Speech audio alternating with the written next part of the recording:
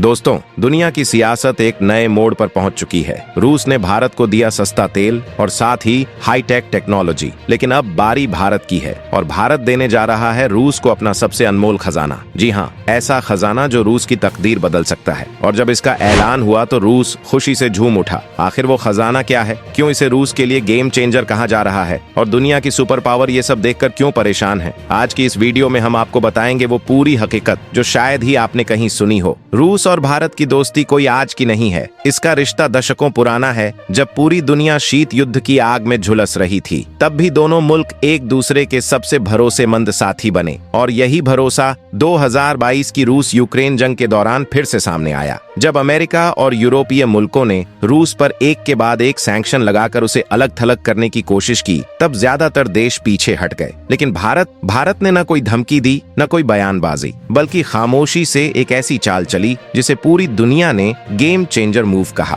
भारत ने सीधे रूस के साथ सस्ते क्रूड ऑयल की डील की और इतना बड़ा सौदा किया कि जहां 2021 तक रूस से सिर्फ 2% तेल आयात होता था, वहीं 2023 तक यह आंकड़ा करीब 40% तक पहुंच गया। लेकिन ये कहानी सिर्फ सस्ते तेल की नहीं है, इसके पीछे है गहरी स्ट्रेटजी। इस साझेदारी से रूस को मिला एक भरोसेमंद मार्केट, जबकि भारत को सिर्फ तेल ही नहीं बल्कि advance military technology, nuclear energy projects और साइबर डिफेंस तक का रास्ता मिला। भारत ने रुपये रूबल ट्रेडिंग सिस्टम शुरू कर डॉलर की पकड़ को चुनौती दी और रूस को एक वैकल्पिक अर्थव्यवस्था दी। वहीं दूसरी तरफ भारत ने ये भी साबित किया कि वो सिर्फ ग्राहक नहीं बल्कि एक असली पार्टनर है। फार्मा, आईटी, इंजीनियरिंग गुड्स और ऑर्गेनिक प्रोडक्ट्स में भारत रूस को सपोर्ट दे रहा है। इन्फोसिस, सन फार्मा, टीसीएस जैसी भारतीय कंपनियां रूस में अपनी मौजूदगी मजबूत कर रही हैं। इसके अलावा सखालिन-1 जैसी एनर्जी प्रोजेक्ट्स में भारतीय हिस्सेदारी रूस भारत के रिश्ते को और गहराई दे रही है।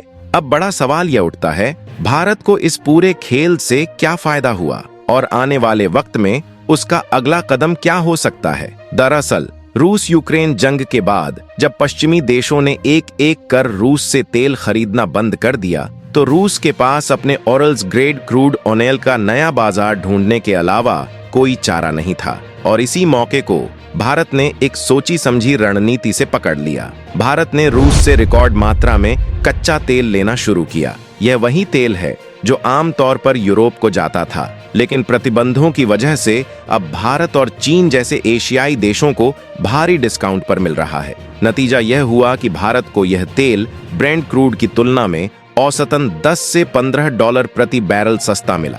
इसी वजह से 2021 तक जहां रूस से भारत का तेल आयात 2% से भी कम था, वहीं 2023 से 24 में यह बढ़कर सीधे 35 से 40% तक पहुंच गया। इससे भारत ने न केवल अरबों डॉलर की बचत की, बल्कि घरेलू स्तर पर पेट्रोल डीजल की कीमतों को भी स्थिर रखने में कामयाबी हासिल की, जबकि ग्लोबल मार्केट में लगातार उतार चढ़ाव चलता रहा।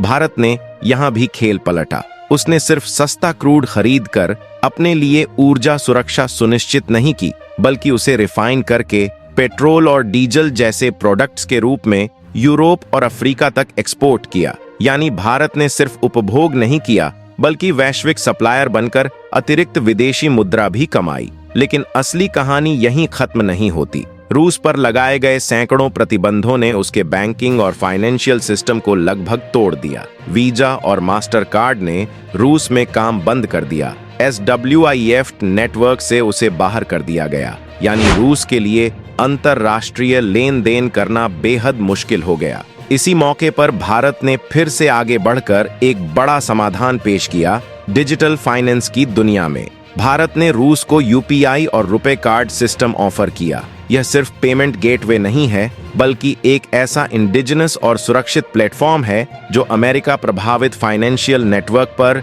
निर्भरता को खत्म कर सकता है। यानी इस गठबंधन ने तेल से आगे बढ़कर अब डिजिटल आजादी और वित्तीय स्वतंत्रता का नया अध्याय खोल दिया है।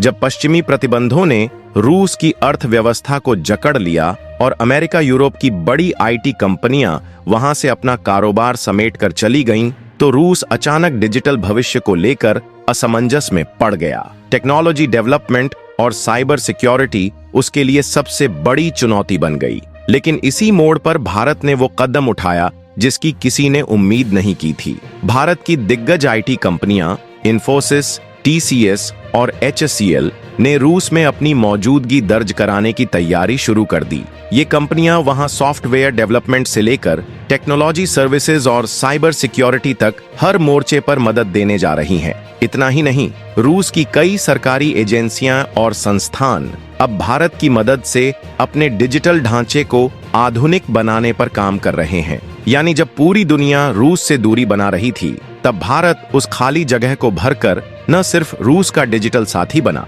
बल्कि खुद को ग्लोबल टेक पावर के रूप में भी साबित कर रहा है। सिर्फ डिजिटल नहीं, फार्मा सेक्टर में भी भारत रूस का सबसे बड़ा सहारा बन गया। पश्चिमी देशों की दवा कंपनियों ने रूस से कदम पीछे खींच लिया, तो वहां अस्पतालों और मेडिकल स्टोर्स में दवाओं की कमी हो गई। ऐसे हालात में भारत ने आगे आकर रूस को भरोसेमंद जेनेरिक मेडिसिन्स और वैक्सीन्स मुहैया कराई। रिपोर्ट्स के मुताबिक आने वाले समय में यानी 2024 से 25 तक भारत रूस का फार्मा कारोबार $10 बिलियन तक पहुंच सकता है। इसका मतलब है कि रूस की हेल्थ केयर सिस्टम की रीढ़ अब भारतीय दवाएं बनने वाली हैं और भारत की पहचान एक ग्लोबल हेल्थ केयर हब के तौर पर और मजबूत होगी। इतना ही नहीं, दोनों देशों ने एक ऐसा आर्थिक कदम भी उठाया है जिसने सीधे सीधे अमेरिका की डॉलर बादशाहत को चुनौती दी है। यह है रुपया रूबल व्यापार मॉडल। इस व्यवस्था के तहत भारत और रूस अब आपसी कारोबार में डॉलर का इस्तेमाल नहीं कर रहे,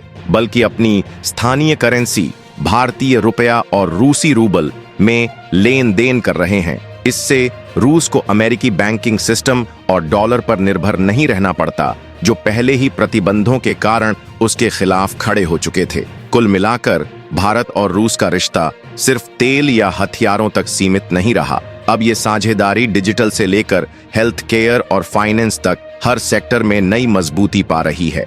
रुपया रूबल मॉडल की असली ताकत यही है कि यह अमेरिकी प्रतिबंधों की दीवार को सीधा पार कर जाता है। जब यूरोपीय और अमेरिकी बैंकिंग सिस्टम रूस के हर लेन देन को रोकने में जुटे थे, तब भारत ने एक ऐसा विकल्प दिया जिसने रूस की अर्थव्यवस्था को फिर से ऑक्सीजन दी। आज यही व्यवस्था रूस के लिए फाइनेंशियल लाइफलाइन है और दोनों देशों को आर्थिक स्वतंत्रता की ओर ले जा रही है। लेकिन भारत रूस का रिश्ता सिर्फ तेल और टेक्नोलॉजी तक सीमित नहीं रहा। अब कृषि और खाद्य सुरक्षा भी इसमें नया आयाम जोड़ रहे हैं। भारत से रूस को अब चावल, चाय, मसाले और खासकर मिलेट्स, मोटा अनाज की सप्लाई हो रही है। पश्चिमी देशों की पाबंदियों से जब रूस की फूड सप्लाई पर असर पड़ा, तब भारत ने ये कमी न सिर्फ पूरी की, बल्कि रूस के लिए पोषण से भरा एक नया विकल्प भी खोल दिया। खास बात यह है कि भारत ने इंटरनेशनल ईयर ऑफ मिलेट्स की जो पहल दुनिया के सामने रखी, उसका रूस ने भी समर्थन किया है। अब भारत सिर्फ मिलेट्स एक्सपोर्ट नहीं कर रहा, बल्कि रूस के साथ मिलकर एक मिलेट बेस्ड न्यूट्रिशन मॉडल तैयार करने पर काम कर रहा है। यह सिर्फ व्यापार नहीं, बल्कि सॉफ्ट डिप्लोमेसी का हिस्सा है, जो भारत को वैश्विक कृषि नेतृत्व की ओर ले जा रहा है। रक्षा क्षेत्र की बात करें तो साझेदारी और गहरी हो गई है। अब यह रिश्ता केवल हथियार खरीदने बेचने तक सीमित नहीं रहा, बल्कि भारत और रूस मिलकर तकनीक और हथियारों का को डेवलपमेंट कर रहे हैं। इससे भारत की सेल्फ रिलायंस बढ़ रही है और रूस को मिल रहा है एक भरोसेमंद साथी, ऐसे वक्त में जब पश्चिमी देश उसके खिलाफ प्रतिबंध लगाए बैठे हैं। यही नहीं, अंतरिक्ष क्षेत्र में भी भारत और रूस ने नई उड़ान भरी है। ISRO और रोसकॉस्मोस मिलकर सैटेलाइट लॉन्चेस और डीप स्पेस मिशंस में सहयोग कर रहे हैं। यानी भारत अब सिर्फ ग्राहक नहीं, बल्कि एक इनोवेटिव पार्टनर बन चुका है। और सबसे बड़ी बात, जब पूरी दुनिया रूस के खिलाफ खड़ी थी, भारत ने न तो कोई आक्रामक बयान दिया, न कोई राजनीतिक नारा, लेकिन हर बड़े मंच पर रूस को अकेला भी नहीं छोड़ा। यही शांत लेकिन मजबूत समर्थन रूस के लिए सबसे बड़ी ताकत बन गया। भारत की यह संतुलित लेकिन भरोसेमंद कूटनीति रूस के लिए केवल सहारा नहीं बनी, बल्कि एक ऐसा डिप्लोमेटिक दरवाजा बन गई जिससे नई संभावनाएं खुली।